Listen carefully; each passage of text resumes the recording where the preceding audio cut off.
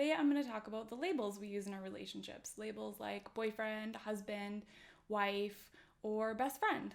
Why do we use labels? I've spent a lot of time reflecting on why I use labels in my life. For some people, that might not be a thing they've ever thought about. Their wife is their wife, so that's what they call her, which makes sense. If we dig a little deeper though, what are some of the reasons we use labels? Convey that someone is important. It's natural that we want to express there are people in our lives with whom we have deep bonds and strong connections, who occupy an important space in our lives. Labels let us communicate who a person is in relation to us really easily. Know where we stand. Having labels gives us and others a guide how to act. You act a certain way with friends, you act a different way with lovers. Labels can feel comfortable and orderly. Desire to be understood. At times, we all feel a longing to share information about ourselves and who we are, for others to get us. This can be especially true when we live outside of societal norms. If we already feel misunderstood, it can create a stronger need to be acknowledged. This is valid. Now that we've gone over some reasons to use labels, let's cover some reasons why we might not want to. No more hierarchies. If we want to remove hierarchies from within our social circles, one way to start doing that is by removing labels. No labels means a linguistically level playing field. A boyfriend doesn't have to feel secondary to a husband, and a friend doesn't have to feel less important than a best friend. Goodbye expectations. Labels can offer comfort. If you categorize a person in your life as your partner, people will make assumptions about what that means. In some ways, we like this. It's saying, yes, that person's really important in my life. However, on the flip side, labels place expectations on how people should act. For example, a boyfriend's supposed to call you every day and meet your parents and buy you anniversary presents. Without the label of boyfriend, a person isn't necessarily obligated to act a certain way because of outside expectations. They have the freedom to act from the heart, which makes their expressions of love more meaningful. Being okay with ambiguity. What if, instead of fearing being misunderstood, we embrace that uncertainty? The good thing about throwing out labels is it will force you to use a new language. The hard part is it will get you thinking in new ways, and it can be hard to convey those ideas. Sit with that feeling of not being immediately understood. I'm learning to relish the gray areas.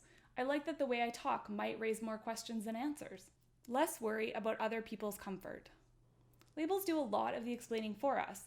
They make other people feel comfortable because they can categorize and make assumptions. Be comfortable with the discomfort. Perhaps worry less about random people understanding us and spend more energy creating equality in our lives for the people that we love. Alternatives to labels. Okay, now that we've gone over why we might not want to use labels, how do you do that exactly? I don't have the perfect answer, it's a work in progress for me too, but I'll go over a few options and you can see if any of them feel right for you. Names. One option is to just name the person you're talking about and then carry on without explaining anything. Let's say you meet someone new and you're talking about water slides. So you say, oh, Leonard and I went to the water park once. Does it matter that Leonard is your deepest confidant, your emotional rock? You know he is, and that's what matters. Friend. Another idea is just to use the word friend for everyone. The word friend is kind of overused in our society. Just as you can love your grandma or love tacos, your friend can be one of the most important people in your life, or someone that you had coffee with once or twice. What if we started using the word friend more intentionally? We could get descriptive with our words and say things like peer, acquaintance, or coworker for people we don't know that well, and then say the word friend more deliberately. Relationship. We could use the term relationship. For example, I'm in a relationship with Olivia. I like this for two reasons. One, because we don't have to use the word my, like my boyfriend, my partner. It lets them be their own person. And two, because it strips away assumptions that other words have. A person might wonder, what does she mean in a relationship with?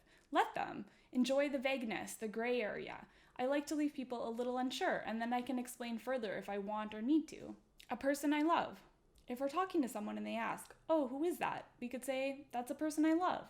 This conveys that they're important, but it doesn't give away details about the shape or the structure the relationship takes. Those are a few ideas. I'm trying them all out right now until I decide what comes naturally. Sometimes I still stumble when someone asks, who is that?